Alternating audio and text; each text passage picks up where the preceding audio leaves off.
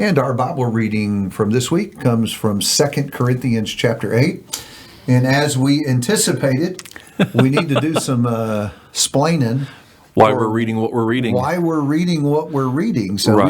we've been through Titus, which is the letter that contains our theme text. And so 2 Corinthians 8. Now we're going to start by letting Jeff talk because Jeff was the brilliant author behind our Bible readings. Oh my. And so 2 Corinthians 8, I think some of our folks will read this and say, okay, what's the connection between this and zealous for good works, which was our theme? What do we need to look for this Well, week? that's right. Well, the big picture that's going on here in this chapter, in the chapter that follows, is Paul's working on the collection for the saints.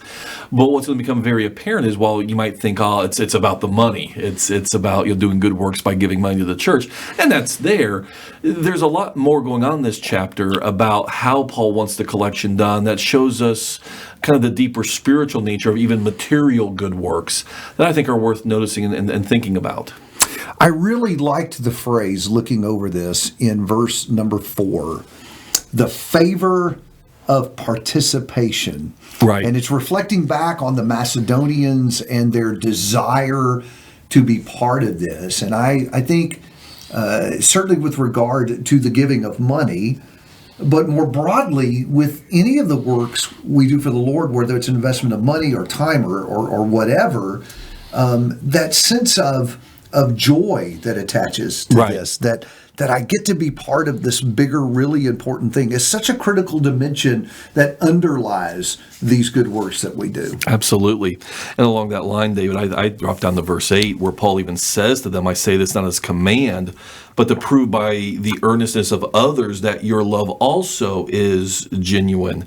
And so here we're reminded there that I think Paul's reminding us that it's not just about the money; it's about the heart involved, and that to make it a truly good work, it's not just material actions; it's the heart involved and the spiritual good that happens to the heart when we even do material good things. Yeah, you got to have the heart plugged into this, otherwise it becomes a checklist. That's right. And that's what's not going to work, folks. When our good works are simply a list of, tell me what I have to do. Right. Then it becomes a minimalist list. That's right. What's the least I have to do? And that's the opposite of the Spirit. I mean, they're wanting to help even beyond their ability here. That's right. Why is that? Because they had joy. That's right. In their giving. The other verse that jumped out at me was verse 5.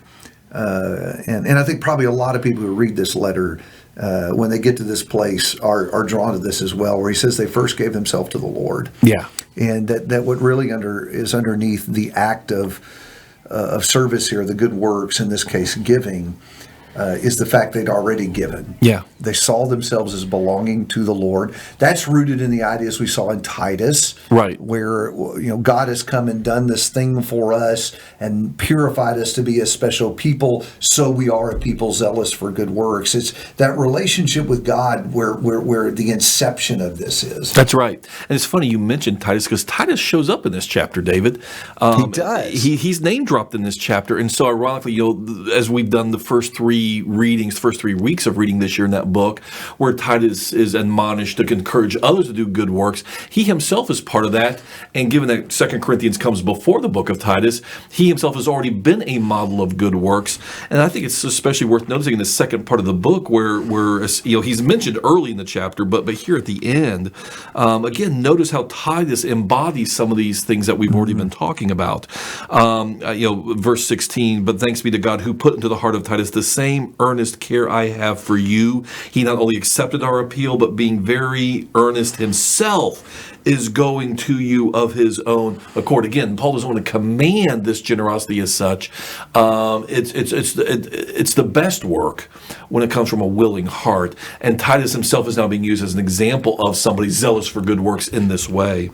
I'm so glad we're covering that at the beginning, because I think that's such an important point to make.